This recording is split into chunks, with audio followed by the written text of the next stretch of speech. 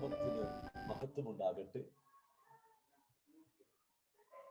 ഈ social media പ്ലാറ്റ്ഫോമുകളിൽ ഇപ്പോൾ എന്നെ കേട്ടുകൊണ്ടിരിക്കുന്ന എല്ലാവർക്കും കർത്താവായ യേശു ക്രിസ്തുവിന്റെ നാമത്തിൽ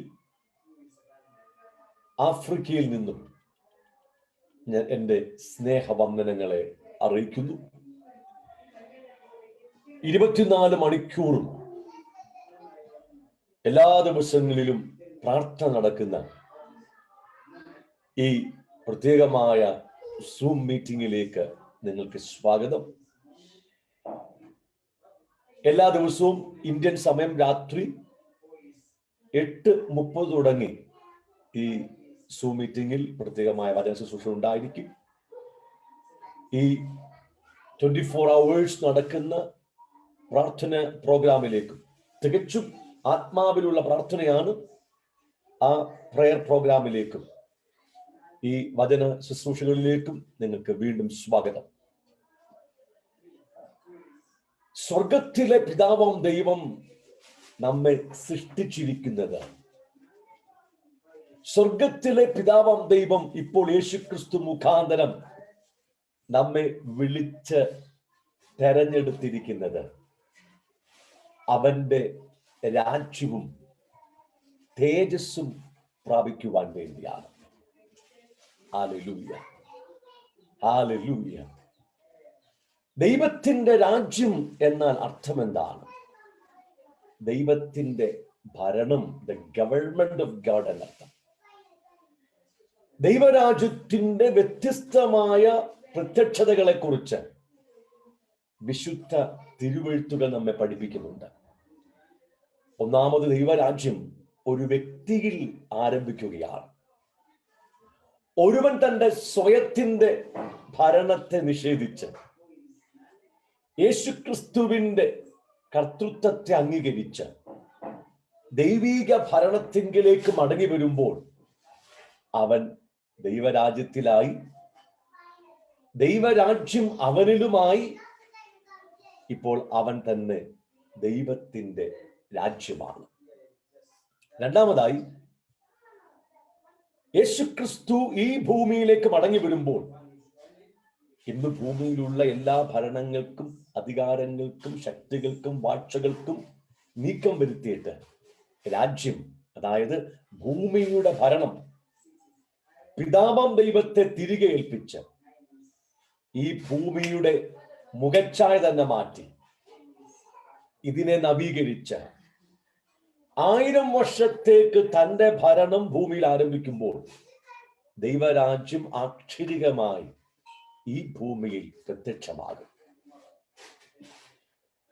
തന്റെ 1000 വർഷത്തെ ഭരണത്തിന് ശേഷം വർത്തമാനകാല ആകാശത്തെയും ഭൂമിയും നീക്കം ചെയ്ത് ഒരു പുതിയ ഭൂമിയും ആകാശവും സൃഷ്ടിച്ച് ദൈവം താൻ ശില്പിയായി നിർമ്മിച്ചതും സ്ഥിരവുമായിരിക്കുന്ന പുതിയ ജെറുസലേം എന്ന വിശുദ്ധ നഗരം സ്ഥാപിച്ച് ദൈവവും മനുഷ്യനും ഒരുമിച്ച് വാസം ആരംഭിക്കുമ്പോൾ നിത്യരാജ്യം സമ്പൂർണമായി പ്രത്യക്ഷമാകും.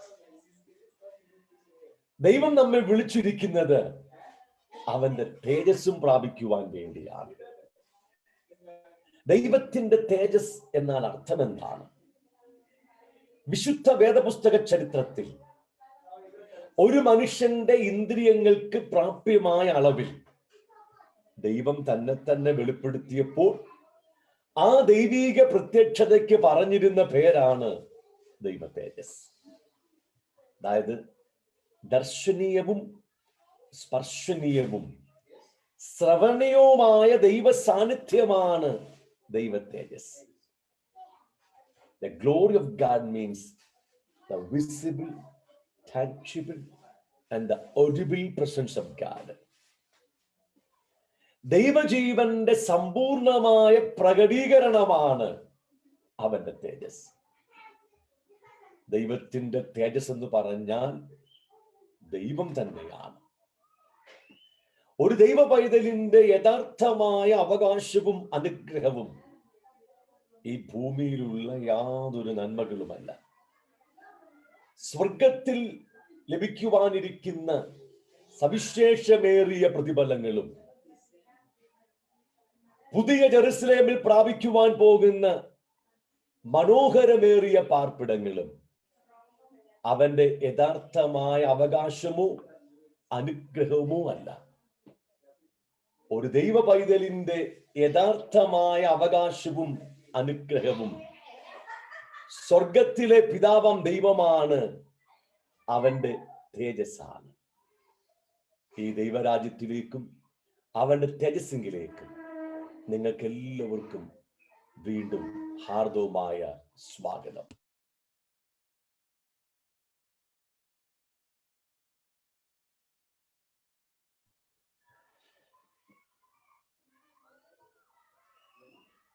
ദൈവരാജ്യത്തെ കുറിച്ചും ദൈവ തേജസ്സിനെ കുറിച്ചും നിരന്തരമായി പറയുമ്പോൾ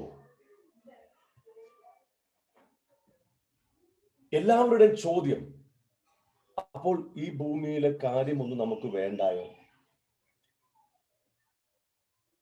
നിത്യതയുടെ കാര്യങ്ങൾ മാത്രം കേട്ടാൽ മതിയോ? അത് മാത്രം പറഞ്ഞാൽ മതിയോ? ഞാൻ ഇന്നലെ അതിന്റെ മറുപടി പറഞ്ഞു. എന്നാൽ വീണ്ടും ആൾക്കാർ അത് ചോദിക്കുകയാണ്.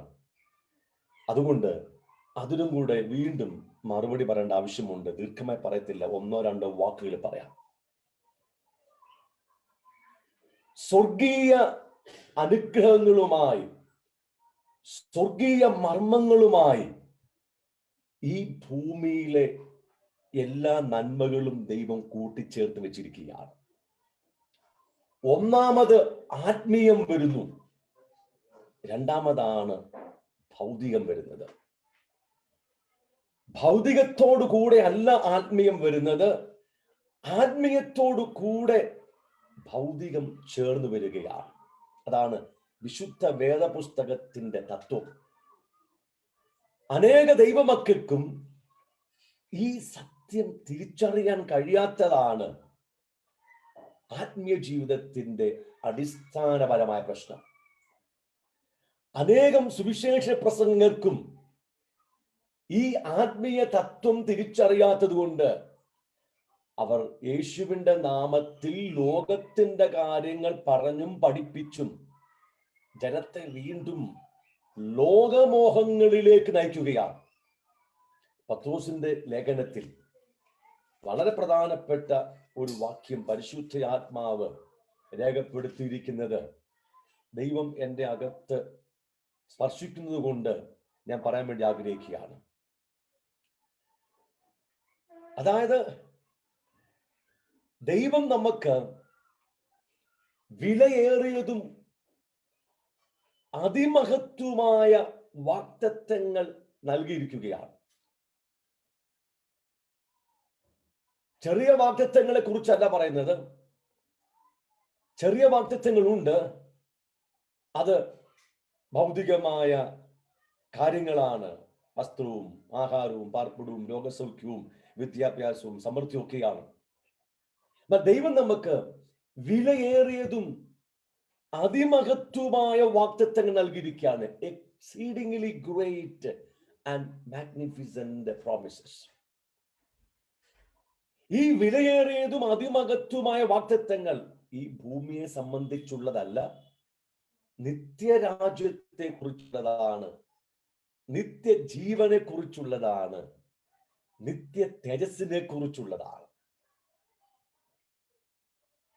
ഈ വിലയേറിയതും അതിമഹത്വമായ വാഗ്ദത്തങ്ങൾ നിരന്തരമായി ദൈവം ഒരുവന്റെ അകത്തേക്ക് കൊടുക്കുമ്പോൾ, അവകളെ കുറിച്ചുള്ള പ്രകാശനം, വെളിപാടുകൾ ഒരുവന്റെ അകത്ത് നിറയുമ്പോൾ അവന്റെ അകത്തിരിക്കുന്ന ലോകമോഹം വെളിയിൽ പോകുകയാണ്.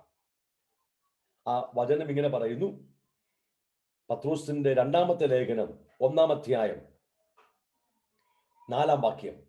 അവയാൽ അവൻ നമുക്ക് വിലയേറിയതും അതിമഹത്വമായ വാഗ്ദത്തങ്ങളും നൽകിയിരിക്കുന്നു. ഇവയാൽ നിങ്ങൾ ലോകത്തിൽ മോഹത്താലുള്ള നാശം വിട്ടൊഴിഞ്ഞിട്ട് ദിവ്യ സ്വഭാവത്തിന് കൂട്ടാളികളായി തീരുവാനിടവരുന്നു. ശ്രദ്ധിക്കുക, ലോകത്തിൽ മോഹത്താലുള്ള നാശം. സകല മനുഷ്യന്റെ അകത്ത് ലോകത്തിന്റെ മോഹമുണ്ട്. ലോകത്തിൽ അനേകമായ കാര്യങ്ങളുണ്ട്. അതെല്ലാം പാപകരമായ കാര്യമല്ല. എന്നാൽ ലോകത്തിന്റെ കാര്യങ്ങൾ നാം അതിന് ദൈവത്തെക്കാളും അധികം പ്രാധാന്യം കൊടുക്കുമ്പോൾ അത് നമ്മെ മരണത്തിങ്കിലേക്ക് നയിക്കുകയാണ്. സമ്പത്ത് നമുക്ക് ആവശ്യമാണ്, വിദ്യാഭ്യാസം നമുക്ക് ആവശ്യമാണ്, സൗന്ദര്യം, ആരോഗ്യം, ഇതെല്ലാം നമുക്ക് ആവശ്യമാണ്. ഇതൊന്നും മോശമായ കാര്യമല്ല, ഇതെല്ലാം ലോകത്തിന്റെ കാര്യമാണ്. എന്നാൽ ഒരുവൻ ദൈവത്തെക്കാൾ ഉപരി, ദൈവത്തോടുള്ള സ്നേഹത്തെക്കാൾ ഉപരി സമ്പത്തിനു പ്രാധാന്യം കൊടുക്കുമ്പോൾ സമ്പത്ത് അവന്റെ ലോകമായി തീരുകയാണ്. വിദ്യാഭ്യാസം നമുക്ക് അത്യാവശ്യമാണ്. പക്ഷെ ഒരുവൻ വിദ്യാഭ്യാസത്തിന് ദൈവത്തിന് കൊടുക്കുന്നതിലും അധികം പ്രാധാന്യവും സ്നേഹവും കൊടുക്കുമ്പോൾ വിദ്യാഭ്യാസം അവന്റെ ലോകമായി തീരുന്നു. ബിസിനസ് നമുക്ക് ആവശ്യമാണ്. എന്നാൽ ഒരുവൻ ദൈവത്തെക്കാൾ ഉപരി ദൈവത്തിന് കൊടുക്കുന്നതിലും അധികമായ പ്രാധാന്യവും താല്പര്യവും സ്നേഹവും സമയവും ബിസിനസ്സിന് കൊടുക്കുമ്പോൾ ബിസിനസ് അവന്റെ ലോകമായി തീരുകയാണ്. ഈ പറഞ്ഞതൊന്നും പാപമല്ലാത്തത് കൊണ്ട് നാം ഇതിന് കാര്യമായ ശ്രദ്ധ കൊടുക്കത്തില്ല. ക്രമേണ ഈ പറഞ്ഞ ലോകത്തിൻ്റെതായ ഓരോ കാര്യങ്ങളും നാം അതിന് അധികം പ്രാധാന്യം കൊടുത്തത് കൊണ്ട് അത് നമ്മെ ദൈവത്തിങ്കിൽ നിന്നും, ദൈവകൃപയിൽ നിന്നും, ദൈവത്തിൻ്റെതായിരിക്കുന്ന ശുശ്രൂഷയിൽ നിന്നും, ആത്മീയ ജീവിതത്തിൽ നിന്നും പതുക്കെ പതുക്കെ വലിച്ചെടുത്തുകൊണ്ട് പോകും. നാം അങ്ങ് ദൈവത്തെ വിട്ട് ഒത്തിരി അകന്ന് കഴിയുമ്പോൾ മാത്രമേ നാം ലോകത്തിലായിരുന്നു, ലോകമോഹത്തിലായിരുന്നു എന്ന് തിരിച്ചറിയാൻ കഴിയത്തുള്ളൂ. എല്ലാ മനുഷ്യന്റെ ഹൃദയത്തിലും ലോകമോഹമുണ്ട്. രണ്ട്, ലോകത്തിന്റെ സംവിധാനമുണ്ട്. The systems of the world. ഈ ലോകത്തിന് അതിൻ്റെതായ ഒരു സംവിധാനമുണ്ട്. അത് ഒരു മനുഷ്യനെ ദൈവത്തിൽ നിന്നും സമ്പൂർണമായി മാറ്റി നിർത്തി അവനെ അതിൽ തന്നെ തിരക്കാക്കുന്ന, എൻഗേജ്ഡ് ആക്കുന്ന ഒരു സംവിധാനമാണ്. ഇന്നത്തെ വിദ്യാഭ്യാസ സമ്പ്രദായം നോക്കാം. എഡ്യൂക്കേഷൻ സിസ്റ്റം അത് ലോകത്തിൽ ഉള്ള ഒരു സിസ്റ്റമാണ്, മനോഹരമാണ്. പക്ഷേ ഒരു കുഞ്ഞിന് എടുക്കാൻ വഹിക്കാൻ കഴിയാത്തതിലും അധികം പാഠപുസ്തകങ്ങൾ കൊടുത്ത് അവന് 3 വയസ്സുള്ളപ്പോൾ തന്നെ രാവിലെ തുടങ്ങി രാത്രി വരെ പഠിപ്പിച്ച് സ്കൂളും എക്സ്ട്രാ ക്ലാസ്സസും ട്യൂഷൻ സെന്ററുകളും എന്ന് വേണ്ട 3-ാമത്തെ വയസ്സ് തുടങ്ങി ഒരു 22-ാമത്തെ 25-ാമത്തെ വയസ്സ് വരെ അവൻ വിദ്യാഭ്യാസത്തിൽ ശ്രദ്ധിക്കുകയാണ്. ഒരു നിമിഷം പോലും ദൈവത്തെ അന്വേഷിക്കുവാൻ ഇന്നത്തെ എഡ്യൂക്കേഷൻ സിസ്റ്റം അവനെ അനുവദിക്കുന്നില്ല. അവനെ തിരക്കാക്കുകയാണ്. മീഡിയാസ് നോക്കാം. ടെലിവിഷൻ, ന്യൂസ് പേപ്പറുകൾ, മാഗസിനുകൾ, കമ്പ്യൂട്ടറുകൾ, ടിവികൾ, ഇന്ന് നമ്മുടെ കയ്യിലിരിക്കുന്ന മനോഹരമായ ആൻഡ്രോയിഡ് ഫോണുകൾ, ഐഫോണുകൾ, അതിനകത്ത് നിരവധിയായിരിക്കുന്ന പ്രോഗ്രാമുകൾ. ലോകത്തിന്റെ സംവിധാനമാണ്. അത് നമ്മെ തികച്ചും തിരക്ക് പിടിപ്പിക്കുകയാണ്. ഫേസ്ബുക്കിൽ നിന്ന് ഇറങ്ങിയാൽ വാട്സപ്പിൽ നിന്ന് ഇറങ്ങിയാൽ ട്വിറ്ററിൽ നിന്ന് ഇറങ്ങിയാൽ ഇൻസ്റ്റാഗ്രാം. എനിക്ക് എല്ലാത്തിനും പേര് അറിയത്തില്ല. എനിക്ക് വാട്സപ്പ് മാത്രമേ ഉള്ളൂ, അതുകൊണ്ട് എല്ലാത്തിനും പേര് അറിയത്തില്ല. യൂട്യൂബ്, അങ്ങ് തിരക്കാണ്. ഒരു നിമിഷം പോലും ദൈവത്തെ അന്വേഷിക്കുവാൻ ഈ മീഡിയ സിസ്റ്റം അവനെ അനുവദിക്കുന്നില്ല. രണ്ട് പ്രധാന കാര്യങ്ങളാണ് ഞാൻ പറഞ്ഞത്. ഒന്ന്, ലോകത്തിന്റെ മോഹങ്ങൾ. അതെല്ലാ മനുഷ്യന്റെ അകത്തും നിറഞ്ഞിരിക്കുകയാണ്. ലോകത്തിന്റെ മോഹം മാത്രമല്ല, ലോകം തന്നെ ഒരുവന്റെ അകത്തുണ്ട്. മുഴുവൻ ലോകം അകത്ത. അവൻ ജീവിക്കുന്നത് ലോകത്തിന്റെ സംവിധാനത്തിലാണ്. അത് ദൈവത്തിൽ നിന്നും പാടെ അവനെ അകറ്റി. ദൈവത്തെ അന്വേഷിക്കുവാൻ, അവന്റെ നിത്യതയെക്കുറിച്ച് ചിന്തിപ്പാൻ, നിത്യജീവനെ കുറിച്ച് ചിന്തിപ്പാൻ അവസരം കൊടുക്കാതെ അവൻ പൂർണ്ണമായി തിരക്കിലാക്കുന്നതാണ് ലോകത്തിന്റെ സിസ്റ്റം. ഇതിനകത്തു പോയാൽ നാശമാണ്, നിത്യനാശമാണെന്നാണ് ആ വചനം പറഞ്ഞിരിക്കുന്നത്. ഇനി ഞാനും നിങ്ങളും, എന്നെ കേൾക്കുന്ന നിങ്ങൾ എല്ലാവരും യേശുവിനെ സ്വീകരിച്ചവരാണ്. ഇല്ലെങ്കിൽ ഇന്ന് സ്വീകരിച്ചോണം. നമ്മൾ ദൈവമക്കളാണ്. നിത്യജീവനെ കുറിച്ച്, നിത്യരക്ഷയെക്കുറിച്ച്, നിത്യരാജ്യത്തെക്കുറിച്ച്, നിത്യ തേജസ്സിനെ കുറിച്ച് നമുക്ക് അറിവ് ലഭിച്ചവരാണ്. പക്ഷേ നമ്മുടെ അകത്ത് ഇന്നും ലോകത്തിന്റെ സമ്പ്രദായം, സിസ്റ്റംസ് ഓഫ് ദ വേൾഡ് ഉണ്ട്. ലോകത്തിന്റെ മോഹങ്ങൾ അധികമായിട്ടുണ്ട്. അതൊന്നും യേശുവിനെ സ്വീകരിച്ചതുകൊണ്ട് ഒറ്റയടിക്കൊന്നും മാറിപ്പോകത്തില്ല. യേശുവിനെ സ്വീകരിച്ചു, നാം ദൈവസഭയിലായി. അവൻ തന്റെ ആത്മാവിനെ നമുക്ക് തന്നു. ഇനി ദൈവത്തിന്റെ കാര്യപരിപാടി നമ്മുടെ അകത്തിരിക്കുന്ന ലോകം, അതിന്റെ മോഹങ്ങൾ, അതിന്റെ സംവിധാനങ്ങളെ തച്ചുടച്ച് ലോകത്തെയും ലോകമോഹത്തെയും നമ്മുടെ അകത്തുനിന്ന് എടുത്തു കളഞ്ഞ് ലോകത്തിന്റെ സമ്പ്രദായത്തിൽ, സിസ്റ്റത്തിൽ നിന്ന് നമ്മളെ പൂർണ്ണമായി പുറത്തെടുക്കണം. മനസ്സിലാകുമോ? ദൈവത്തിന്റെ കാര്യപരിപാടി മനസ്സിലാകുമോ? നമ്മൾ അകത്തിരിക്കുന്ന ലോകത്തെ തകർത്തു കളയണം. ലോകത്തിന്റെ മോഹങ്ങളെ കംപ്ലീറ്റ് ആയി എടുത്ത് പുറത്തു കളയണം. നാം ഇഴുകിച്ചേർന്നിരിക്കുന്ന ലോക സമ്പ്രദായത്തെ തകർത്തു കളഞ്ഞിട്ട്, നമ്മിൽ നിന്നും തകർത്തു കളഞ്ഞിട്ട്, നമ്മെ ആ സിസ്റ്റത്തിൽ നിന്നും പുറത്തെടുത്ത് ദൈവരാജ്യത്തിന്റെ സിസ്റ്റവുമായി, സ്വർഗത്തിന്റെ സിസ്റ്റവുമായി, പിതാവാം ദൈവത്തിന്റെ സിസ്റ്റവുമായി, അവിടെ ലഭിക്കുന്ന കാര്യങ്ങളുടെ ആഗ്രഹം, മോഹവുമായി നമ്മളെ ഇഴുകിച്ചേർക്കണം. ഇതാണ് ദൈവസഭയ്ക്കകത്ത് വെച്ച് നമ്മോട് ചെയ്തുകൊണ്ടിരിക്കുന്നത്. അപ്പൊ ദൈവം വളരെ ശ്രദ്ധയോടുകൂടി നമ്മിൽ പ്രവർത്തിച്ചുകൊണ്ടിരിക്കുന്നത് ഈ ലോകത്തെ നമ്മിൽ നിന്നും നീക്കം ചെയ്യാൻ വേണ്ടിയാണ്. അതെങ്ങനെയാണ് ആ ലോകവും ലോകമോഹവും ലോകത്തിന്റെ സമ്പ്രദായമൊക്കെ നമ്മെ വിട്ട് മാറിപ്പോകുന്നത്? അവിടെ പറയുന്ന ഒരു കാര്യമുണ്ട്. ഇവയാൽ, ലോകത്തിൽ മോഹത്താലുള്ള നാശം വിട്ടൊഴിഞ്ഞിട്ട്,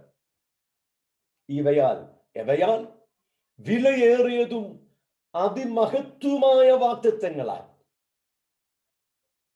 exceedingly great and magnificent promises.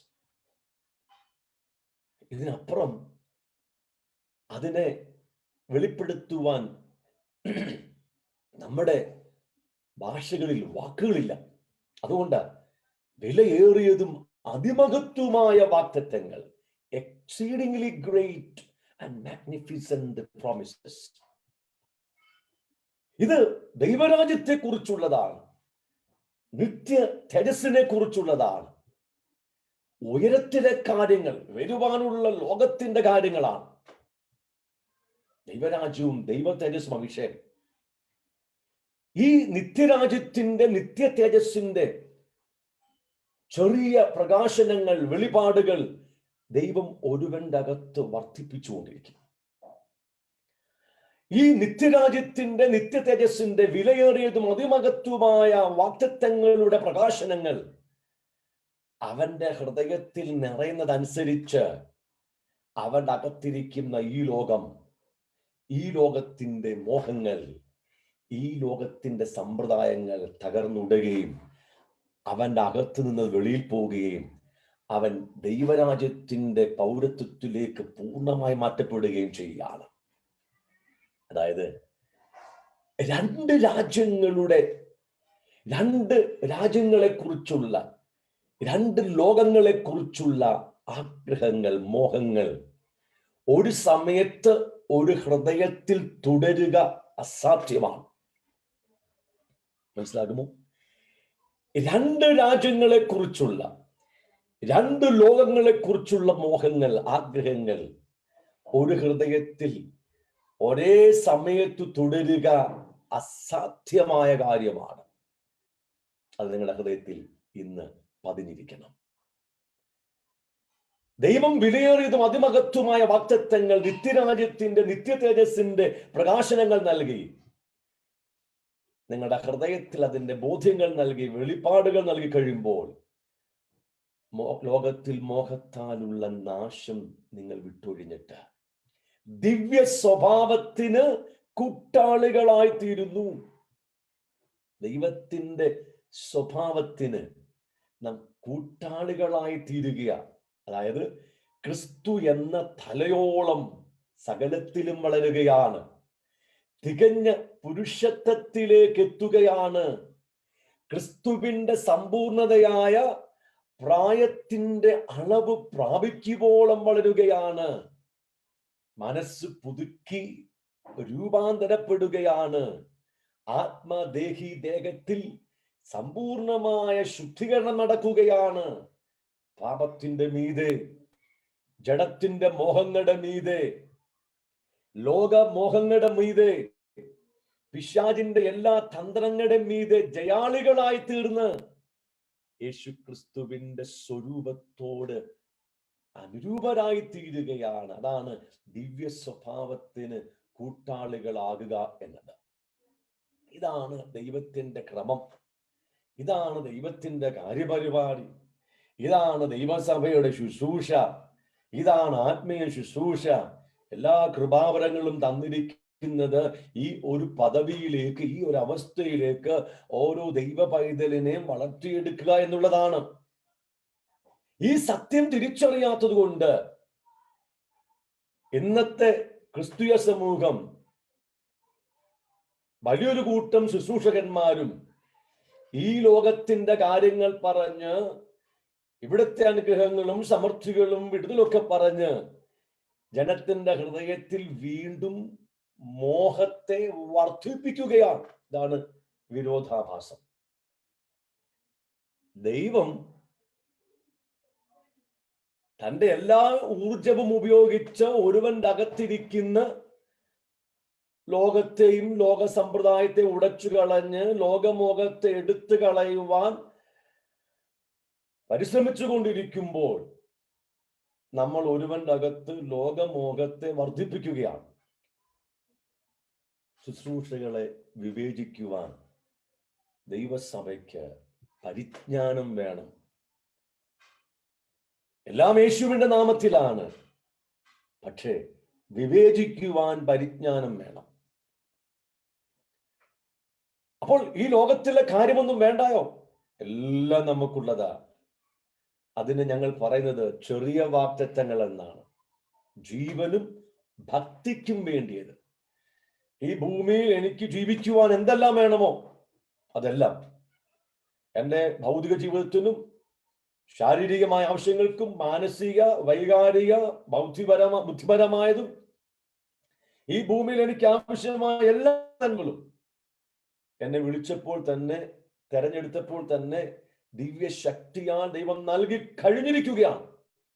അതും പത്രോസിന്റെ 2-ാം ലേഖനം 1-ാം അധ്യായം 3-ാം വാക്യത്തിൽ പറഞ്ഞിരിക്കുക.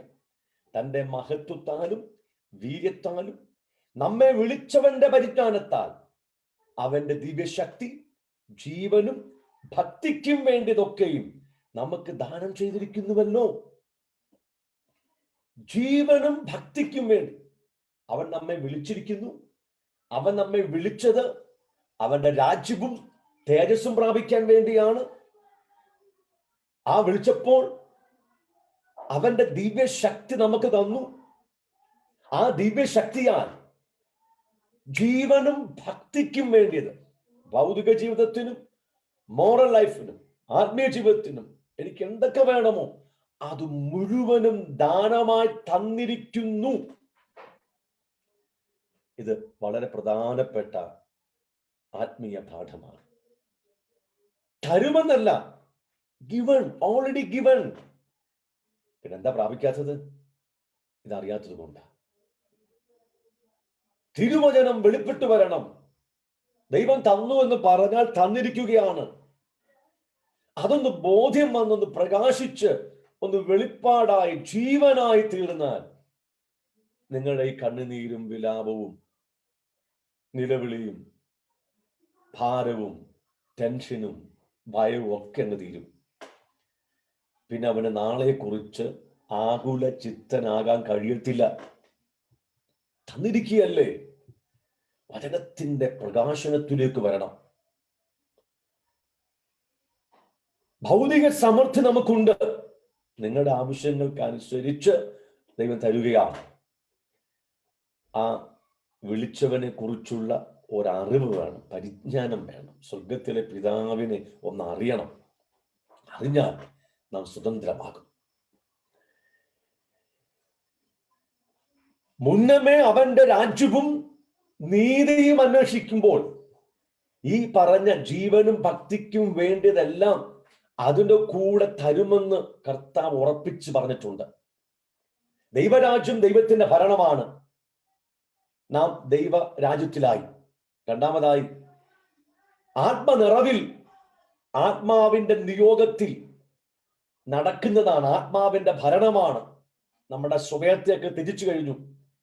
ഇനി നമ്മിൽ ആത്മാവാ ഭരിക്കുന്നത്. ആത്മാവിന്റെ നിയോഗത്തിൽ നടക്കുകയാ. ഭരണം പൂർണ്ണമാ. ദൈവരാജ്യം പൂർണ്ണമാ നമ്മിൽ. ദൈവത്തിന്റെ നീതി. നാം പാപി ആയതുകൊണ്ട് നമുക്ക് ദൈവനീതി വേണം. സ്വയം നീതി ഇല്ല, ദൈവത്തിന്റെ നീതി വേണം. യേശു ക്രിസ്തുവിനെ വിശ്വസിച്ചപ്പോൾ ആ വിശ്വാസം നീതിയായി കണക്കിട്ടു. ആ നീതിയാൽ ദൈവത്തിന്റെ രക്ഷ, നീതീകരണം എല്ലാം പ്രാപിച്ച് നീതിമാനായി നാം വിശുദ്ധീകരിക്കപ്പെട്ട് ദൈവത്തിന്റെ തേജസ് പ്രാപിക്കുക. അപ്പോൾ ദൈവത്തിന്റെ നീതിയുടെ ആവശ്യം ദൈവ തേജസ് പ്രാപിക്കാൻ വേണ്ടി. അപ്പൊ ദൈവരാജ്യവും ദൈവനീതിയും, അഥവാ ദൈവരാജ്യവും ദൈവ തേജസ്സും, ഇതിന്റെ രണ്ടിന്റെ പ്രകാശനം വന്നു കഴിയുമ്പോൾ, ഇത് നേടിക്കഴിയുമ്പോൾ, ഇതിലേക്ക് വന്നു കഴിയുമ്പോൾ ആ ആത്മീയ സത്യങ്ങളുമായി ഈ ഭൂമിയിലെ നന്മകൾ ദൈവം കണക്ട് ചെയ്ത് വെച്ചിരിക്കുക. എടുത്തു മാറ്റാൻ പറ്റത്തില്ല. ദൈവത്തിന് ആത്മീയവും ഭൗതികവും രണ്ടല്ല. നമുക്ക് ഇതൊക്കെ നമ്മളെ ആത്മീയവും ഭൗതികവും ആക്കുന്നത്. എന്നാൽ ആത്മീയമായ ഞാൻ പറയുന്ന ഈ സത്യത്തോട് ഭൗതിക നന്മകൾ കണക്റ്റഡ് ആണ്. അത് ചേർന്ന് വരും. നിങ്ങൾ വിശ്വസിക്കണം. ഈ ദിവസങ്ങളിൽ എന്നെ കേൾക്കുന്ന ദൈവമക്കൾക്ക് സമൃദ്ധിയുണ്ട്. എന്റെ കൂടെയുള്ള കർത്താവിന്റെ ദാസൻ ബ്രദർ ദേവ് പറഞ്ഞത്, വരും നാളുകളിൽ ലോകത്ത് ക്ഷാമമാണ്. ക്ഷാമം ഉണ്ടാകും. ക്ഷാമം തുടങ്ങി. എല്ലായിടത്തും ക്ഷാമമാണ്. ലോകത്ത് ക്ഷാമമുണ്ട്. പക്ഷേ ദൈവസഭയ്ക്കകത്ത് സമൃദ്ധി ഉണ്ടാകും. അത് കൃത്യമായ ദൈവിക ആലോചനയാണ്. പക്ഷെ അതിൻ്റെ കൂടെ ഞാൻ ചില വാക്കുകൾ കൂട്ടിച്ചേർത്തു. ദൈവസഭ എന്ന് പറയുമ്പോൾ ആത്മാവിന്റെ നിറവിൽ ജീവിക്കുന്നവർ, ആത്മാവിന്റെ നിയോഗത്തിൽ നടക്കുന്നവർ. ആത്മാവിന്റെ നിറവിൽ ജീവിക്കണമെങ്കിൽ, ആത്മാവിന്റെ നിയോഗത്തിൽ നടക്കണമെങ്കിൽ നാം ഏത് സമയത്തും ആത്മാവിൽ പ്രാർത്ഥിക്കുന്നവരാകണം. ഏത് സമയത്തും ആത്മാവിൽ പ്രാർത്ഥിക്കുന്നവർ ആത്മാവിൽ ജീവിക്കുന്നവരാണ്. അവർ ജഡത്തിലല്ല. അവർ ആത്മനിറവിലുള്ളവരാണ്. അവർ ആത്മാവിനെ അനുസരിച്ച് നടക്കുന്നവരാണ്. ഇങ്ങനെയുള്ള ദൈവമക്കളുടെ ജീവിതത്തിൽ ക്ഷാമം ഉണ്ടാകത്തില്ല. അവരുടെ കയ്യിൽ സമൃദ്ധി ഉണ്ടാകും. ഞാൻ നിങ്ങൾക്ക് വേണ്ടി ഹൃദയപൂർവ്വം പ്രാർത്ഥിക്കുകയാണ്. ഈ ഒരു കൃപയിലേക്ക് നിങ്ങൾ കയറി വരണം. ദൈവമക്കളുടെ ജീവിതത്തിൽ വരുന്ന ആളുകളിൽ സമൃദ്ധി ഉണ്ടാകും. നിങ്ങൾക്ക് പട്ടിണി ഉണ്ടാകത്തില്ല. ദൈവം നിങ്ങളുടെ കരങ്ങളെ സമ്പത്തുകൊണ്ട് അനുഗ്രഹിക്കും. നിങ്ങൾ വിശ്വസിക്കുക, അതിന് ആമേൻ പറ, അത് ഏറ്റെടുക്കുക. അത് ഇപ്പോൾ തന്നെ നിങ്ങളുടെ ജീവിതത്തിൽ സംഭവിക്കുകയാണ്. യേശുവിന്റെ നാമത്തിൽ ഞാൻ ഈ വചനം അയച്ച് നിങ്ങളെ അനുഗ്രഹിക്കുകയാണ്. ദൈവരാജ്യത്തിന്റെയും ദൈവ തേജസ്സിന്റെയും ദൈവരാജ്യത്തിന്റെയും ദൈവനീതിയുടെയും വചനത്തിന്റെ പ്രകാശനങ്ങൾ നിങ്ങളിലേക്കും നിങ്ങളുടെ കുടുംബങ്ങളിലേക്കും നിങ്ങളുടെ ശുശ്രൂഷകളിലേക്കും നിങ്ങളുടെ ബിസിനസ്സുകളിലേക്കും സകല മേഖലകളിലേക്ക് ഞാൻ തുറന്നുവിട്ട് അതിന്റെ വെളിപ്പാടുകളും അതിനകത്തിരിക്കുന്ന അതിന് കൂടെ ചേർത്ത് വച്ചിരിക്കുന്ന ഭൗതിക നന്മകളും പകരുകയാണ്. അനുഗ്രഹിക്കപ്പെടുക യേശുവിന്റെ നാമത്തിൽ, അനുഗ്രഹിക്കപ്പെടുക.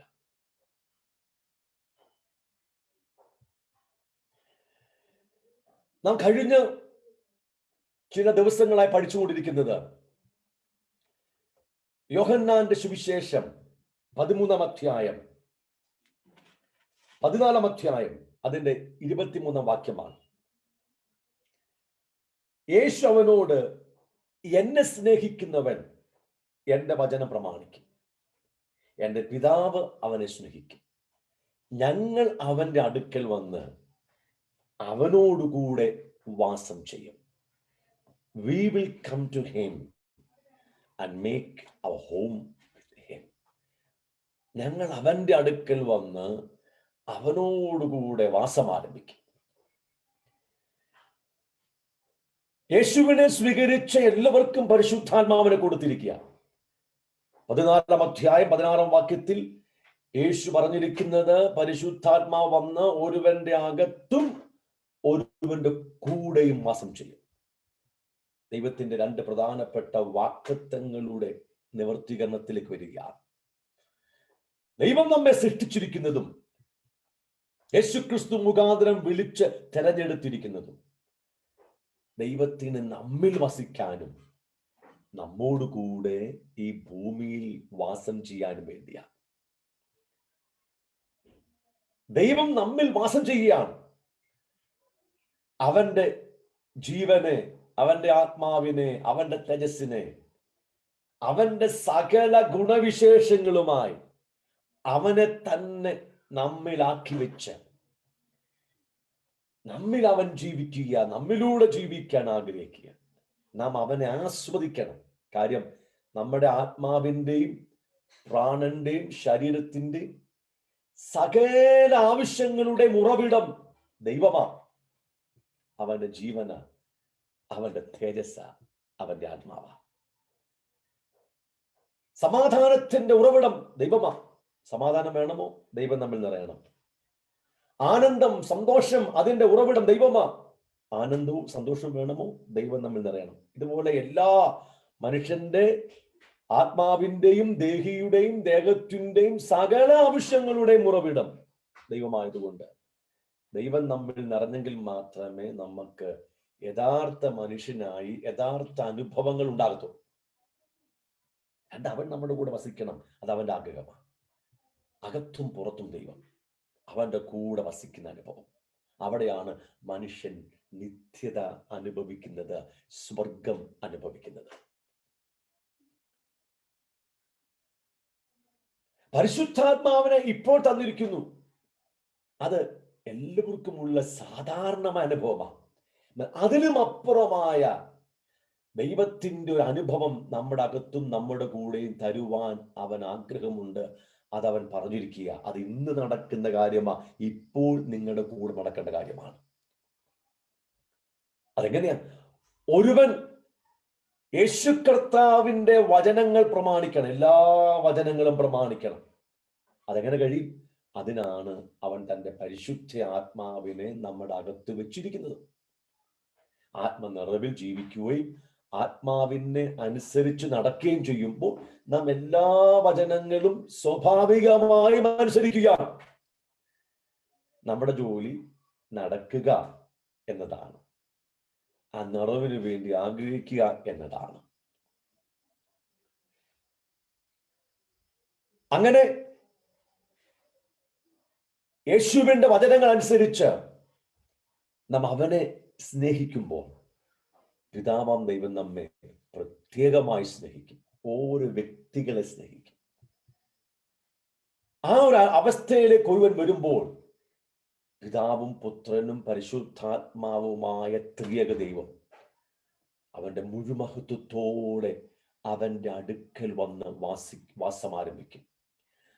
അവന്റെ അകത്ത് ദൈവജീവന്റെ നിറമുണ്ടാകും, ആത്മാവിന്റെ നിറമുണ്ടാകും. അപ്പോസ്തല പ്രവൃത്തി പഠിക്കുമ്പോൾ അവിടെ ആവർത്തിച്ച് പറഞ്ഞിരിക്കുന്ന കാര്യമാണ്, ഫുൾ ഓഫ് ഹോളി സ്പിരിറ്റ്. ആത്മാവിന്റെ പൂർണ്ണ നിറവ്. അന്നത്തെ ഭക്തന്മാർ ആത്മാവിന്റെ പൂർണ്ണ നിറവിലായിരുന്നു. ദൈവജീവൻ അവരിൽ നിറഞ്ഞിരുന്നു. അവർ ആത്മാവിൽ മാത്രമല്ല, അവരുടെ പ്രാണനിൽ, ദേഹിയിൽ, അവരുടെ ഹൃദയത്തിൽ, വികാരങ്ങളിൽ, അവരെ മുഴുവൻ ഫാക്കൽറ്റീസിലും അവനെ അനുഭവിക്കുക. അവർ സന്തോഷവും പരിശുദ്ധാത്മാവ് നിറഞ്ഞവരായിരുന്നു, ആനന്ദം നിറഞ്ഞവരായിരുന്നു. കാര്യം എന്താ? അവർ ആത്മാവിന്റെ നിറവില്ല, ഫുൾ ഹോളി സ്പിരിറ്റ്. വല്ലപ്പോഴും ഉള്ള ഒരു അനുഭവമല്ല, ഒരു പ്രാർത്ഥിച്ച് മണിക്കൂറുകൾ പ്രാർത്ഥിച്ച് അവസാനം എത്തുമ്പോഴുള്ള അനുഭവമല്ല, ആരാധിച്ച് ചില സമയങ്ങൾ കഴിയുമ്പോഴുള്ള അനുഭവമല്ല. സാധാരണ ജീവിതത്തിൽ ദൈവത്തിന്റെ നിറവ്, ദൈവജീവന്റെ നിറവ്, പരിശുദ്ധാത്മാവിന്റെ നിറവ്, തേജസ്സിന്റെ നിറവുള്ളവരായിരുന്നു 1-ാം നൂറ്റാണ്ടിലെ ദൈവസഭ. ആ സഭാ കൂടിവരവുകളിൽ ദൈവത്തിന്റെ സാന്നിധ്യം പ്രകടമാണ്. അത് അപ്പോസ്തല പ്രവൃത്തികൾ വായിക്കുമ്പോൾ വ്യക്തമായി കാണാൻ കഴിയും. അതിന്നും തുടരേണ്ടതാണ്.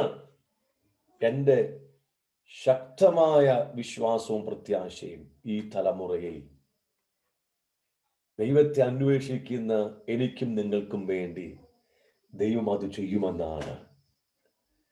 അവൻ സർവകൃപാലുമായ ദൈവമാണ്. ഞാൻ ഇങ്ങനെയൊക്കെ പറയാൻ കാരണം ഇപ്പോൾ ജീവിച്ചിരിക്കുന്നത് കൊണ്ടാ. അതായത് ദൈവം ഇത് ചെയ്യുവാൻ തുടങ്ങുന്ന ഒരു കാലഘട്ടത്തിൽ ജീവിച്ചിരിക്കുന്നത് കൊണ്ടാണ് ഞാനിത് പറയുന്നത്, ഇങ്ങനെ പറയുന്നത്. നിങ്ങൾ ഇത് കേൾക്കാനും കാരണം ഈ തലമുറയിൽ, ദൈവം ഇത് പ്രവർത്തിക്കുന്ന തലമുറയിൽ നിങ്ങളും ജീവിച്ചിരിക്കുന്നത് കൊണ്ടാണ്.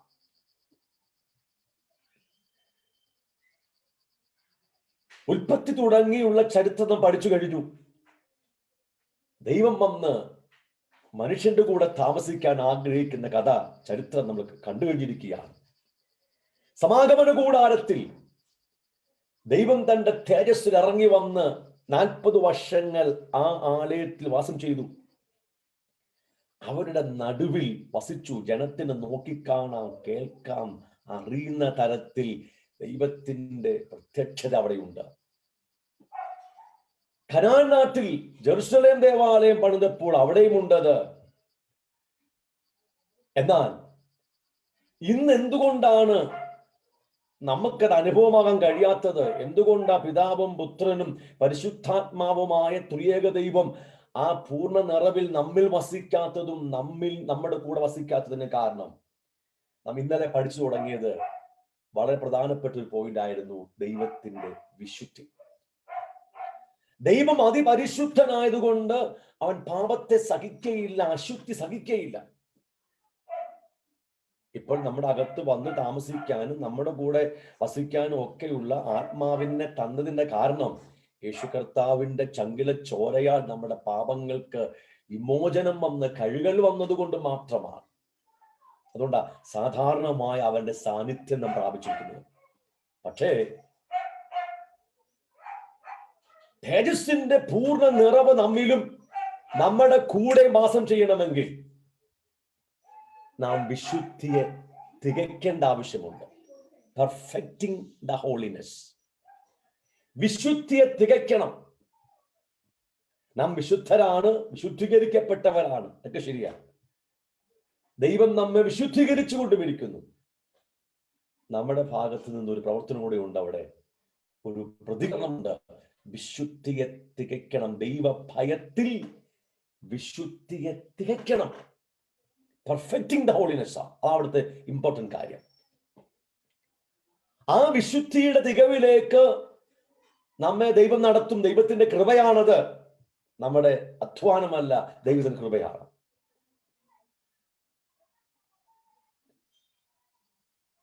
കനാൻ നാട്ടിൽ എത്തിച്ചേർന്ന ഇസ്രായേൽ മക്കൾ മരുഭൂമിയിൽ 40 വർഷം ദൈവം വസിച്ച കൂടാരം ശീലോവിൽ അവർ സ്ഥാപിച്ചു. ദൈവത്തിന്റെ മന്ദിരം അവിടെ സ്ഥാപിച്ച് ദീർഘനാളുകൾ അവിടെ ആരാധന നടത്തുകയാണ്. എന്നാൽ യോശുവയുടെ കാലം കഴിഞ്ഞു. യോശുവയുടെ കൂടെയുള്ള മൂപ്പന്മാരുടെ കാലഘട്ടം കഴിഞ്ഞു. യോശുവയുടെയും ആ മൂപ്പന്മാരുടെ കാലഘട്ടത്തിൽ ജനം മുഴുവനും ദൈവത്തിന്റെ ന്യായപ്രമാണം അതേപടി അനുസരിച്ചു, ന്യായപ്രമാണ പ്രകാരം ജീവിച്ചു. ഷീലോവിലുള്ള സമാഗമന കൂടാരം സ്ഥിരമായ ഒരാലയമായി തീർന്നു. അവിടെ യാഗങ്ങളും വഴിപാടുകളും ഉണ്ടായി. ദൈവം അവിടെ പ്രസാദിച്ചു, ദൈവസാന്നിധ്യം അവിടെയുണ്ട്. എന്നാൽ യോശുവയുടെയും ആ തലമുറയിലുള്ള മൂപ്പന്മാരുടെയും കാലഘട്ടം കഴിഞ്ഞ് അടുത്ത തലമുറ എത്തിയപ്പോൾ അവർ ദൈവത്തെ നിഷേധിച്ചു, ദൈവത്തിന്റെ ന്യായപ്രമാണം മറന്നുകളഞ്ഞു. ദൈവം പറഞ്ഞ ന്യായപ്രമാണത്തിലെ സകല കൽപ്പനകളും ഒന്നൊന്നായി ലംഘിക്കാൻ തുടങ്ങി. ദൈവം അവരെ ജാതീയ രാജാക്കന്മാരെ കൊണ്ട് ശിക്ഷിക്കാൻ തുടങ്ങി. ക്ഷാമവും യുദ്ധവും ഒക്കെ അയച്ചു. പക്ഷെ അവർ വീണ്ടും വീണ്ടും ദൈവത്തെ വിട്ടുമാറിയപ്പോൾ ദൈവം എന്നേക്കുമായി ഷീലോവിലുള്ള സമാഗമന കൂടാരത്തെ, ആലയത്തെ വിട്ടുമാറുകയാണ്. അതിന്റെ ഒരു പ്രധാനപ്പെട്ട വാക്യം ശമൂവേൽ പ്രവാചകന്റെ പുസ്തകത്തിൽ ഞാൻ നിങ്ങളെ വായിച്ചു കേൾപ്പിക്കാം. ഫെലിസ്ത്യനുമായുള്ള യുദ്ധത്തിൽ 4-ാം അധ്യായത്തിലാണ് ദൈവത്തിന്റെ നിയമപ്പെട്ടകം പിടിക്കപ്പെട്ടു. ഫെലിസ്ത്യർ അത് കൈവശപ്പെടുത്തി. അന്നത്തെ പുരോഹിതന്റെ, ഏലി പുരോഹിതന്റെ മക്കൾ 2 പേരും കൊല്ലപ്പെട്ടു. ഈ വാർത്ത കേട്ടപ്പോൾ 4-ാം അധ്യായം 19-ാം വാക്യത്തിൽ ഏലി പുരോഹിതന്റെ മകനായ ഫീനഹാസിന്റെ മരുമകൾ, അവൾ ഗർഭിണിയായിരുന്നു, നിലത്തു വീണ് പ്രസവിച്ചിട്ട് അവൾ മരിക്കുകയാണ്. മരിക്കും മുമ്പ് അവൾ ഒരു വാചകം പറഞ്ഞു. 4-ാം അധ്യായം, ശമൂവേൽ പ്രവാചകന്റെ പുസ്തകം 4-ാം അധ്യായം 21-ാം വാക്യം, ദൈവത്തിന്റെ പെട്ടകം പിടിപെട്ടു പോയത് കൊണ്ടും അമ്മായിയപ്പനെയും ഭർത്താവിനെയും ഓർത്തിട്ടും മഹത്വം, അതായത് തേജസ്, മഹത്വം ഇസ്രായേലിൽ നിന്ന് പോയിപ്പോയി എന്ന് പറഞ്ഞ് അവൾ കുഞ്ഞിന് ഈഖാബോദ് എന്ന് പേരിട്ടു. മഹത്വം, തേജസ് ഇസ്രായേലിൽ നിന്നും പോയി, പുറപ്പെട്ടു പോയി എന്ന് പറഞ്ഞിട്ട് ആ ജനിച്ച കുഞ്ഞിന് ഈഖാബോദ് എന്ന് പേരിട്ടു. അർത്ഥം ദ ഗ്ലോറി ഈസ് ഗോൺ, മഹത്വം പുറപ്പെട്ടു പോയി. ഇസ്രായേൽ മക്കളുടെ നടുവിൽ സ്ഥിരമായി വാസം ചെയ്യേണ്ട ദൈവം അവരുടെ പാപത്തെ സഹിക്കാൻ കഴിയാതെ വന്നപ്പോൾ അനവധി ശിക്ഷകളും ന്യായവിധികളും ഒക്കെ കൊടുത്തിട്ടും അവർ ദൈവത്തെ അനുസരിക്കാതെ നിരന്തരം പാപം ചെയ്ത് അവനെ അധികമായി മുഷിപ്പിച്ചപ്പോൾ മഹത്വം ആ ആലയത്തെ വിട്ട്, ഇസ്രായേൽ ജനത്തെ വിട്ട് അങ്ങ് പോകുകയാണ്.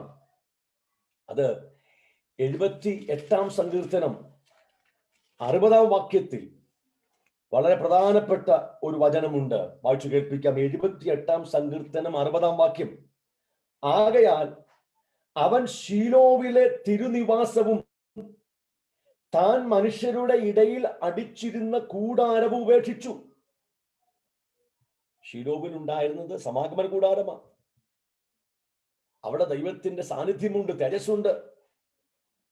അവന്റെ തിരുനിവാസം, ശീലോവിൽ ഉണ്ടായിരുന്ന തിരുനിവാസം, മനുഷ്യരുടെ ഇടയിൽ അടിച്ചിരുന്ന അവന്റെ കൂടാരം അവൻ ഉപേക്ഷിച്ചു. കാര്യം മനസ്സിലാകുമോ? ദൈവത്തിന്റെ ആഗ്രഹം മനുഷ്യന്റെ കൂടെ ഈ ഭൂമിയിൽ വാസം ചെയ്യുക എന്നുള്ളതാണ്. അതിനാണ് ഇസ്രായേൽ മക്കളെ തെരഞ്ഞെടുത്ത് അവരുടെ മധ്യത്തിൽ വസിക്കാൻ വേണ്ടിയാണ് ഇസ്രായേൽ മക്കളെ ദൈവം തെരഞ്ഞെടുത്തത്. മരുഭൂമിയിൽ 40 വർഷങ്ങൾ അവരുടെ കൂടെ താമസിച്ചു. ഇപ്പോൾ കനാൻ നാട്ടിൽ വന്നു, ശീലോവിൽ ആ കൂടാരം സ്ഥാപിച്ച് സ്ഥിരമാക്കി അവിടെ ദൈവം വസിക്കുകയാണ്. അവര് മനുഷ്യന്റെ കൂടെ വസിക്കണം, തന്റെ ജനത്തിന്റെ കൂടെ വസിക്കണം. പക്ഷെ അവൾ പാപം ചെയ്ത് പാപത്തെ പെരുക്കി എല്ലാ തരത്തിലും ദൈവത്തെ മുഷിപ്പിച്ചപ്പോൾ ദൈവം ആ വീടിനെ ഉപേക്ഷിച്ച്, തിരുനിവാസത്തെ ഉപേക്ഷിച്ച്, മനുഷ്യന്റെ ഇടയിലുള്ള തന്റെ കൂടാരത്തെ ഉപേക്ഷിച്ച് ഇസ്രായേൽ മക്കളെ വിട്ട് സ്വർഗത്തിലേക്ക് മടങ്ങിപ്പോകുക. ഇനി അവന്റെ താമസം അവരുടെ കൂടെ ഇല്ല എന്ന് വ്യക്തമാക്കിയ യെരമ്യാ പ്രവാചകന്റെ പുസ്തകം 7-ാം അധ്യായം അതിന്റെ 12-ാം വാക്യം തുടങ്ങി 14-ാം വാക്യം വരെ കർത്താവ് പ്രവാചകരിലൂടെ ഇതിനെക്കുറിച്ച് പറയുന്നത് കേൾക്കണം. യെരമ്യാ പ്രവചനം 7-ാം അധ്യായം 12-ാം വാക്യം തുടങ്ങി, എന്നാൽ ആദിയിൽ എന്റെ നാമം വിളിച്ചിരുന്ന ശീലോവിലുള്ള എന്റെ വാസസ്ഥലത്ത് നിങ്ങൾ ചെന്ന് എന്റെ ജനമായ ഇസ്രായേലിന്റെ ദുഷ്ടത നിമിത്തം ഞാൻ അതിനോട് ചെയ്തത് നോക്കുവിൻ.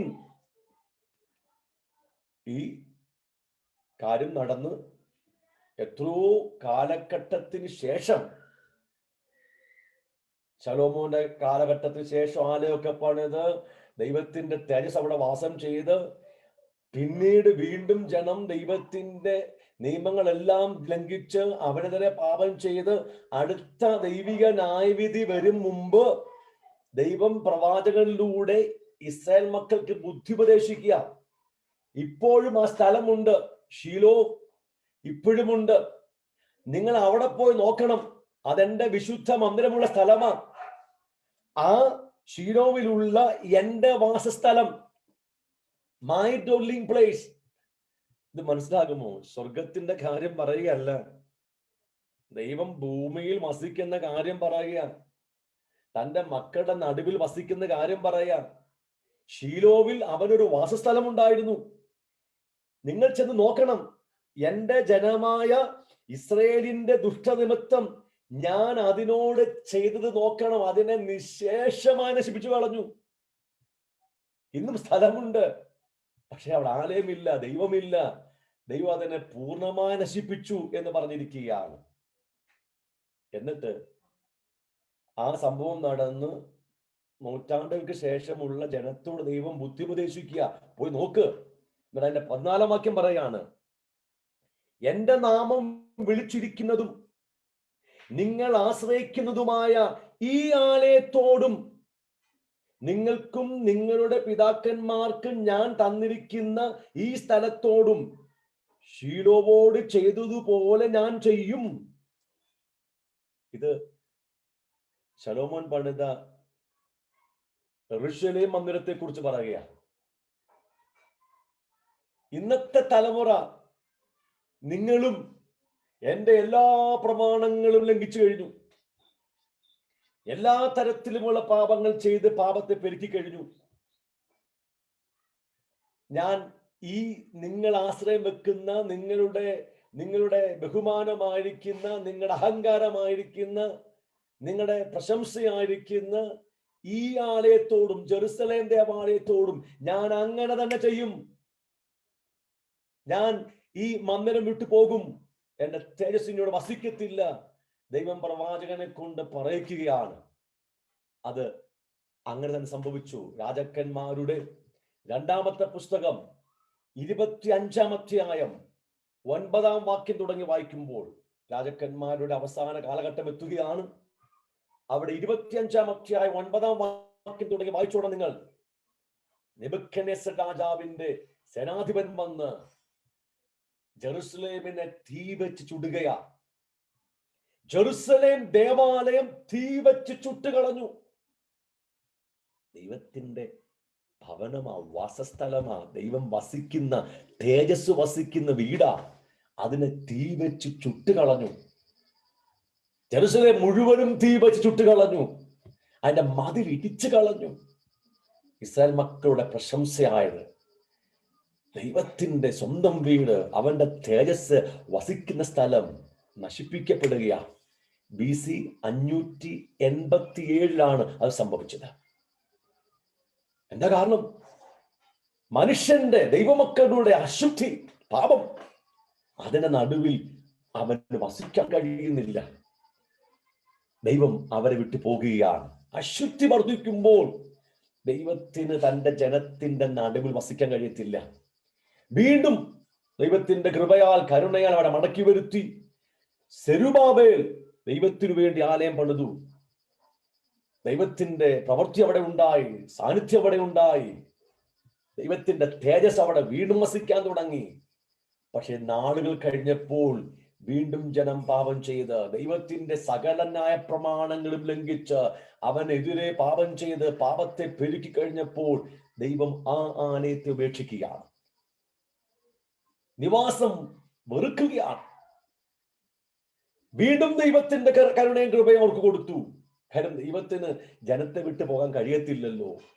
അവൻ സർവകൃപാലുവായ ദൈവമല്ലേ, കരുണയുള്ള ദൈവമല്ലേ, ദീർഘക്ഷമയുള്ള ദൈവമല്ലേ, അവൻ പിതാവാം ദൈവമല്ലേ, അപ്പനല്ലേ.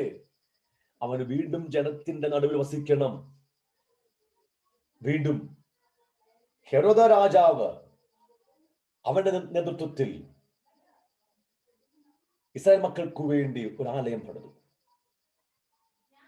പക്ഷേ ആ ആലയം ഏറ്റവും മനോഹരമായിരുന്നു. എന്നാൽ യേശുവിന്റെ കാലഘട്ടം വന്നപ്പോൾ, തേജസ് ഭൂമിയിലേക്ക് മനുഷ്യനെ ഇറങ്ങി വന്നപ്പോൾ, അവർ തേജസ്സിന്റെ കർത്താവിനെ തിരിച്ചറിയാതെ തേജസ്സിന്റെ കർത്താവിനെ ക്രൂശിച്ചു കളഞ്ഞു.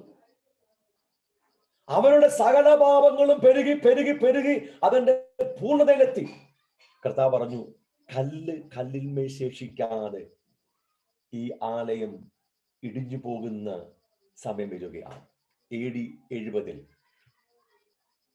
റോമൻ സേനാധിപനായ ടൈറ്റസ് ജെറുസലേമിനെ വന്ന് നിരോധിച്ച് അതിനെ പരാജയപ്പെടുത്തി 10,000 ജനത്തെ കൊന്നുകളഞ്ഞ് ജെറുസലേം ദേവാലയത്തെ ഇടിച്ചു കളഞ്ഞു. ഒരു പടയാളി അവൻ തീപന്തമെടുത്ത് ആലയത്തിലേക്ക് എറിഞ്ഞ് ആലയം വെന്തുപോയി. അതിന്റെ ഭിത്തിക്കകത്ത് ഭിത്തി പൊതിഞ്ഞിരുന്ന സ്വർണമെല്ലാം ഉരുകി ആ വലിയ കല്ലുകളുടെ ഇടയിലേക്ക് ഒലിച്ചിറങ്ങി കട്ടുപിടിച്ചപ്പോൾ ആ വലിയ കല്ലുകളുടെ ഇടയിലിരിക്കുന്ന സ്വർണം എടുക്കുവാൻ ആനകളെ കൊണ്ടുവന്ന് ജെറുസലേം ദേവാലയം ഉഴുതുമറിച്ചു. കല്ല് കല്ലിന്മേൽ ശേഷിക്കാതെ എല്ലാം പൊളിച്ചു കളഞ്ഞ് ആലയത്തെ അവർ പൂർണ്ണമായി കൊള്ളയിട്ടു.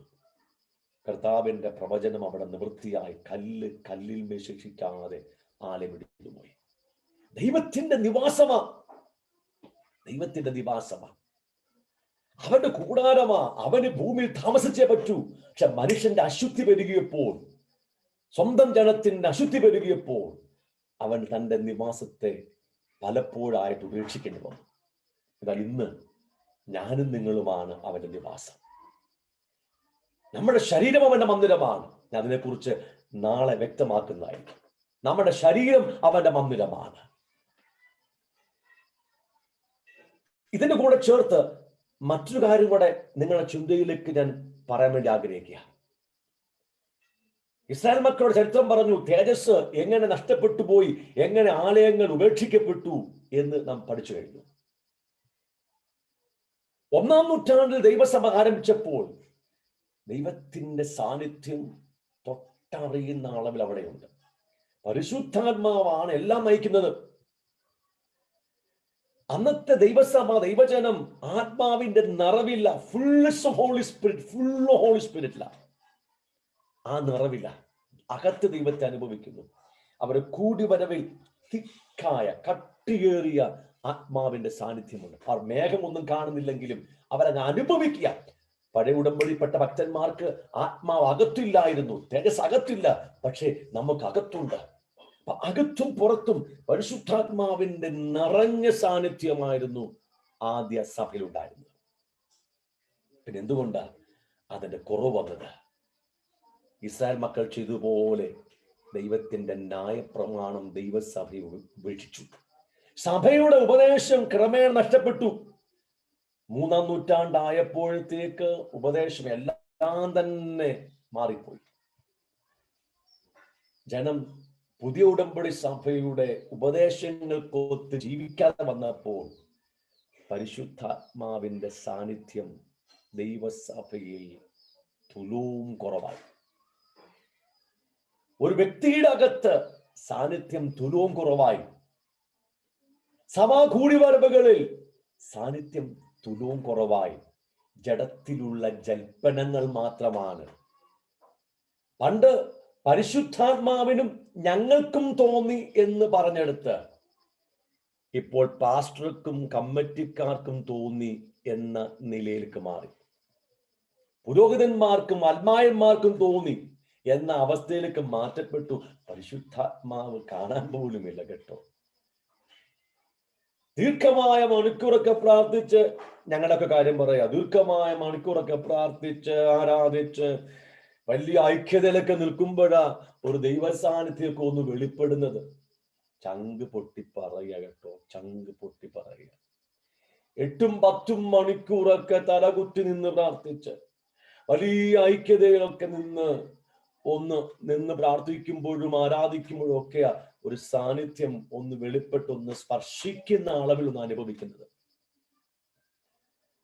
7-8 മണിക്കൂറൊക്കെ ഒന്ന് പ്രാർത്ഥിക്കുമ്പോഴാ അകത്തൊരു ആത്മനിറവൊക്കെ ഒന്ന് വരുന്നത്. എന്നാൽ 1-ാം നൂറ്റാണ്ടിൽ അങ്ങനെയല്ലായിരുന്നു. ഇസ്രായേൽ ജനം ദൈവത്തിന്റെ നിയമം ലംഘിച്ച് പ്രമാണങ്ങൾ വിട്ട് പാപത്തിലേക്ക് പോയപ്പോ തേജസ് അവരെ വിട്ടുപോയതുപോലെ 1-ാം നൂറ്റാണ്ടിലെ സഭയ്ക്കകത്തുണ്ടായ ദൈവ സാന്നിധ്യം, ദൈവ തേജസ്, ആത്മനിറവ്, വചനത്തിന്റെ പ്രമാണങ്ങൾ വിട്ട് സഭ പുതുക്കെ പുറകിലോട്ട് പോയപ്പോൾ അവന്റെ സാന്നിധ്യവും കുറഞ്ഞു തുടങ്ങി. പക്ഷെ എനിക്ക് നിങ്ങളോട് ഒരു സുവാർത്ത പറയാനുണ്ട്. ഞാനും നിങ്ങളും ജീവിക്കുന്ന ഈ തലമുറ, എന്റെയും നിങ്ങളുടെയും ജീവിതം, എന്റെയും നിങ്ങളുടെയും കൂടിവരവുകളിൽ നാം ദൈവത്തിന്റെ വിശുദ്ധിയിലേക്ക് മടങ്ങി വന്നാൽ, perfecting the holiness in the fear of the Lord, ദൈവ ഭയത്തിൽ വിശുദ്ധിയെ തികയ്ക്കുവാൻ ആഗ്രഹിച്ചാൽ അവനത് നിവർത്തിക്കും. അവന്റെ ആത്മാവിന്റെ ജീവന്റെ തേജസ്സിന്റെ പൂർണ്ണ നിറവ് നമ്മുടെ അകത്തുണ്ടാകും. നമ്മുടെ കൂടി വരവുകളിൽ അവൻ ഇറങ്ങി വരും. നമ്മുടെ ശുശ്രൂഷകളിൽ അവൻ ഇറങ്ങി വരും. അവന്റെ തേജസ് ഇറങ്ങി വന്ന് ശുശ്രൂഷിക്കും, അത്ഭുതങ്ങൾ ചെയ്യും, അടയാളങ്ങൾ ചെയ്യും, വീര്യ പ്രവൃത്തികൾ നടക്കും, മരിച്ച ഉയർത്തെഴുന്നേൽക്കും, പ്രകൃതിയുടെ മേൽ വലിയ അധികാരമുണ്ടാകും, ആത്മമണ്ഡലങ്ങൾ വലിയ അധികാരമുണ്ടാകും. വലിയ ദൈവപ്രവൃത്തിയുടെ നാളുകൾ നമ്മുടെ മുമ്പിലുണ്ടെന്ന് ഞാൻ ആത്മാവിൽ വ്യക്തമായി തിരിച്ചറിഞ്ഞിട്ടാണ് ഇത്രയും ധൈര്യത്തോടെ നിങ്ങളോട് സംസാരിച്ചുകൊണ്ടിരിക്കുന്നത്. എന്നെ സ്നേഹിക്കുന്നവൻ എന്റെ വചനം പ്രമാണിക്കും. എന്റെ പിതാവ് അവനെ സ്നേഹിക്കും. ഞങ്ങൾ അവന്റെ അടുക്കൽ വന്ന് അവനോടുകൂടെ വാസം ചെയ്യും. ആ തേജസ് നമ്മിലും നമ്മുടെ കൂടെയും ആണത്വത്തോടെ മഹത്വത്തോടെ ഇറങ്ങി വരുന്ന സമയങ്ങളെ ഓർത്ത് നമുക്ക് സ്തോത്രം ചെയ്യാം. അതിനുവേണ്ടി ആഗ്രഹിക്കാം, അതിനുവേണ്ടി പ്രാർത്ഥിക്കാം, പരസ്പരം നമുക്ക് പ്രാർത്ഥിക്കാം. ഇപ്പോൾ എന്നോട് കൂടെ ചേർന്ന് നിങ്ങൾ പ്രാർത്ഥിച്ചാട്ടെ. ദൈവത്തിന്റെ കരം നിങ്ങളെ തൊടാൻ തുടങ്ങുകയാണ്. ഓ, താങ്ക് യു ജീസസ്.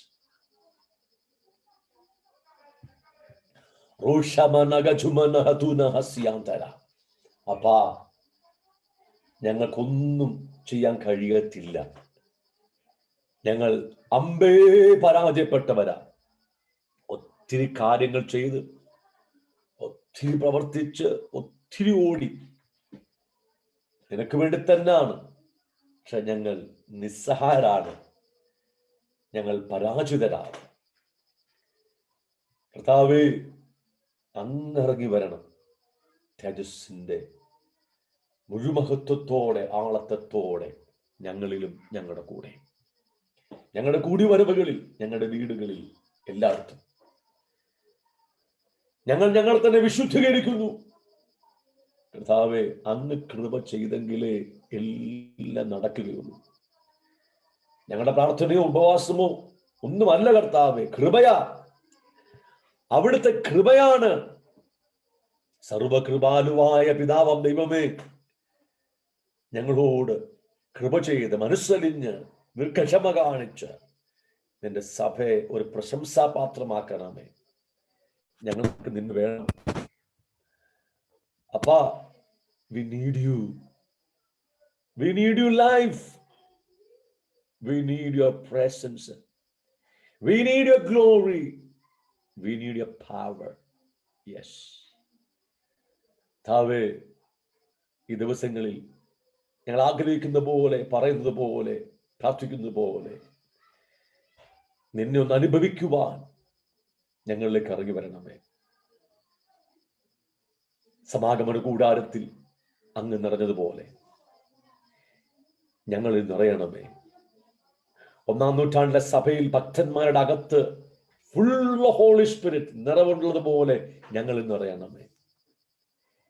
ഇസ്രായേൽ മക്കളുടെ നടുവിൽ വസിച്ചതുപോലെ 1-ാം നൂറ്റാണ്ടിലെ സഭയുടെ ഇടയിൽ അങ്ങ് വാസം ചെയ്ത് പ്രവർത്തിച്ചതുപോലെ ഞങ്ങളുടെ ഇടയിൽ വസിച്ച് പ്രവർത്തിക്കണം. ഞങ്ങൾ നിസ്സഹായരാണ്. ഞങ്ങൾ ഉറച്ചു നിന്ന ഒരു ശ്വാസം മാത്രമാണ്. താവേ, കൃപ കൃപ കൃപ കൃപ. ഞങ്ങൾ ഒരുമിച്ച് അങ്ങയോട് കൃപ ചോദിക്കുക. ഞങ്ങളെ തന്നെ ഒരുക്കി നിനക്കായി കാത്തിരിക്കുന്നു. ഇപ്പോൾ തന്നെ അങ്ങ് ഇറങ്ങി വരണമേ. ഇപ്പോൾ തന്നെ അങ്ങ് വെളിപ്പെടണമേ. അങ്ങയുടെ മഹത്വം വെളിപ്പെടണമേ. അങ്ങനെ ഒരു സഭ അങ്ങ് ഒരുക്കണമേ. അങ്ങനെ ഒരു കൂട്ടം ശുശ്രൂഷന്മാരെ ഒരുക്കണമേ. അങ്ങനെ ഒരു കൂട്ടം കുടുംബങ്ങളെ, ഭാര്യ ഭർത്താക്കന്മാരെ, തലമുറകളെ, കുഞ്ഞുങ്ങളെ അങ്ങ് ഒരുക്കണമേ. അങ്ങ് തന്നെ ചെയ്യണമേ. അങ്ങ് തന്നെ ചെയ്യണമേ. ഞങ്ങൾ നിനക്കായി നോക്കി കാപ്പാത്തിരിക്കുക. ആ ദൈവരാജ്യത്തിന്റെയും ദൈവതേജസ്സിന്റെയും ശക്തിയേറിയ വെളിപാടുകൾ നടത്തണമേ. ദൈവരാജ്യം ശക്തിയോടെ വെളിപ്പെടണമേ. തേജസ് ശക്തിയോടെ നിറയണമേ. ഞങ്ങളുടെ ശരീരങ്ങൾ നിന്റെ ആലയമാകട്ടപ്പ. ഞങ്ങൾ നിന്നെ വഹിച്ചുകൊണ്ട് പോകട്ടെ. തേജസ്സിനെ ചുമക്കുന്ന മാനപാത്രങ്ങളാകട്ടെ. ഞങ്ങൾ മാർക്കറ്റിൽ ചൊല്ലുമ്പോൾ നിന്റെ തേജസ്സിനെ ചുമന്നുകൊണ്ട് ചെല്ലട്ടെ. നിന്റെ ജീവൻ അവിടെ വെളിപ്പെടുത്തട്ടെ. ഞങ്ങൾ നിൽക്കുന്ന സ്ഥലങ്ങൾ പ്ലാറ്റ്ഫോമുകളാകട്ടെ, സ്റ്റേജുകളാകട്ടെ, പ്രസംഗ വേദികളാകട്ടെ. അങ്ങനെ ഒരു തലമുറയിലേക്കും തലത്തിലേക്കും ഞങ്ങളെ നടത്തുവാൻ ഞങ്ങൾ ഒരുമിച്ച് അങ്ങയോട് പ്രാർത്ഥിക്കുക. റബോ ശംദേരി മുസിയ ധുമന റഹംതീനി മഹോകോറിയ മഹതീനിയ മശംദരാദി മെലാ മുറുഹോഷി കിബിരിയ ലബക്കമാനിയ അംബകുബനഗടഗ ജനഗതിരഗടഗ ജനഗതിരഗടഗ ജനഗതിരഗടഗി റോഷമാ മഹോറ മഹറു മഹതുരിമാനിയ ലഗതേരിയോ. കർത്താവേ, കൃപ ചെയ്താട്ടെ, കൃപ ചെയ്താട്ടെ, കൃപ ചെയ്താട്ടെ, കൃപ ചെയ്താട്ടെ. പരിശുദ്ധാത്മാവേ, ഞങ്ങളിലേക്ക് വന്നാട്ടപ്പ. ഈ സോഷ്യൽ മീഡിയ പ്ലാറ്റ്ഫോമുകളിൽ ലോകത്തിന്റെ വിവിധ വൻകരകളിലായിരിക്കുന്നവരുടെ മേൽ കരുണ ചെയ്താട്ടെ കർത്താവേ, കൃപ ചെയ്താട്ടെ കർത്താവേ, അത്ഭുതം ചെയ്താട്ടെ കർത്താവേ. ഞങ്ങളെ ഒരുമിച്ച് ഈ അനുഭവത്തിലേക്ക് നയിക്കുമല്ലോ, അതിനായി സ്തോത്രം. എല്ലാ മഹത്വം പിതാവിന് യേശു കർത്താവിന്റെ വിലയേറിയ നാമത്തിൽ തന്നെ. ആമേൻ.